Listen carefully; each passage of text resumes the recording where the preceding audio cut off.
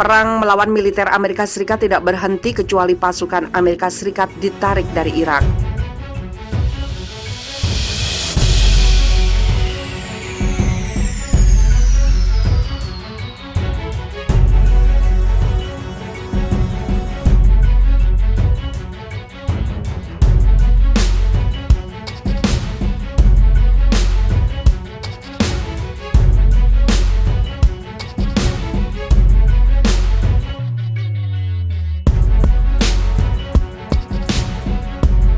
Perang melawan militer Amerika Serikat tidak akan berhenti kecuali seluruh pasukannya ditarik dari Irak.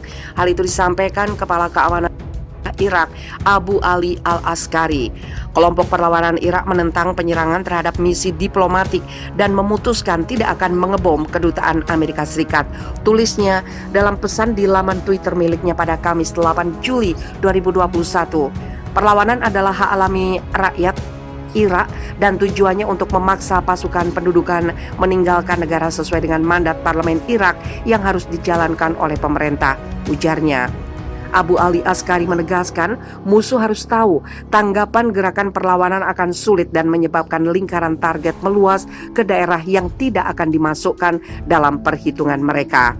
Anggota Biro Politik Asaib Al-Haq Saadi mengumumkan bahwa kelompok perlawanan akan menentukan prinsip dan aturan pertempuran. Mayoritas rakyat dan kelompok Irak menginginkan penarikan pasukan Amerika Serikat dan negaranya. Parlemen Irak telah menyetujui rencana penarikan pasukan Amerika Serikat.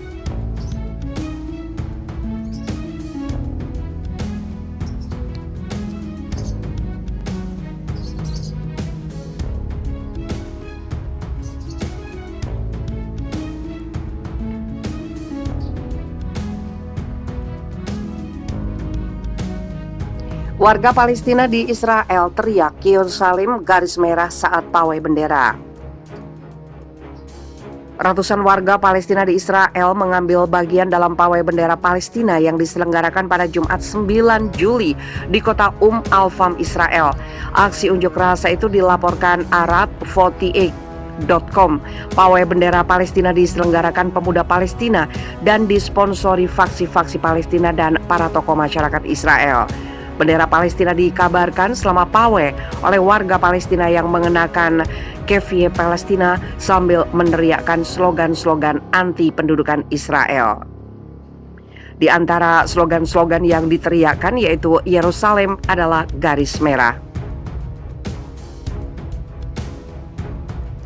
Pawai itu dilakukan sebagai tanggapan terhadap pawai bendera Israel yang diselenggarakan setiap tahun pada 15 Juni. Aksi itu juga sebagai protes terhadap agresi Israel yang terus-menerus di Sheikh Jarrah, Silwan, dan Masjid Al-Aqsa. Ketegangan di wilayah itu meningkat seiring serangan dan penggusuran oleh Israel terhadap warga Palestina. Pengeboman di jalur Gaza oleh Israel juga semakin memperkeruh konflik yang sudah mudah terbakar.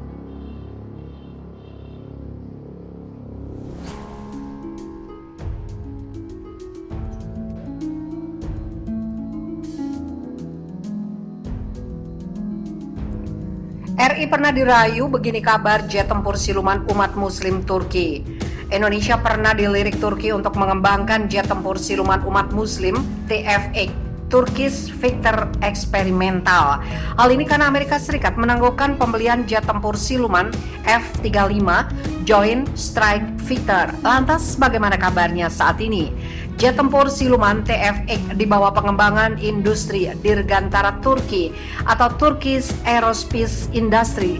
Baru-baru ini mereka menandatangani perjanjian kerjasama dengan perusahaan teknologi lokal Hevelsen untuk melakukan pengembangan software atau perangkat lunak serta pelatihan terpadu. Kerjasama strategis ini untuk mempercepat pengembangan program pesawat tempur nasional TFX.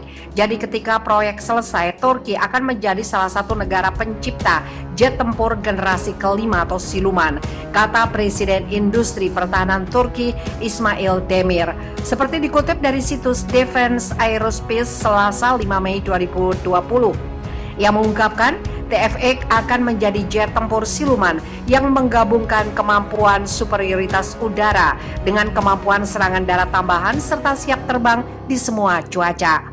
TFX nantinya akan menggunakan 2 mesin dengan 1 pilot, serta fitur siluman seperti kantung senjata internal dengan bodi yang menggunakan komposit karbon canggih yang bertujuan menjadi radar reflektif.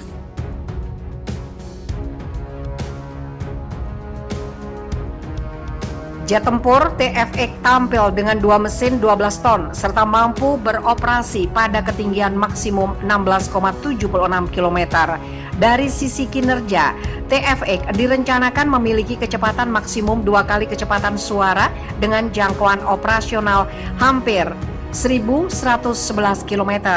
Pesawat ini juga akan menggunakan radar Active Electronically Synchronized yang akan dikembangkan oleh Aselsan. Dari segi persenjataan, TFX akan dilengkapi rudal hypersonic SOM atau Stand-off Missile yang dikembangkan oleh Tubitak. Rudal tersebut awalnya dirancang untuk melengkapi F-35 jika jadi dibeli Turki. Stand-off Missile memiliki kemampuan dapat menemukan dan melacak target secara mandiri. Rudal juga bisa bermanuver di ketinggian rendah untuk menghindari pertahanan udara musuh dengan jangkauan lebih dari 250 km. Turki dapat mengaturnya untuk dapat mencapai jangkauan hingga 1.500 km dengan pengembangan lebih lanjut. Rudal stand-off adalah rudal manuver hipersonik cerdas yang dapat ditembakkan dari kejauhan.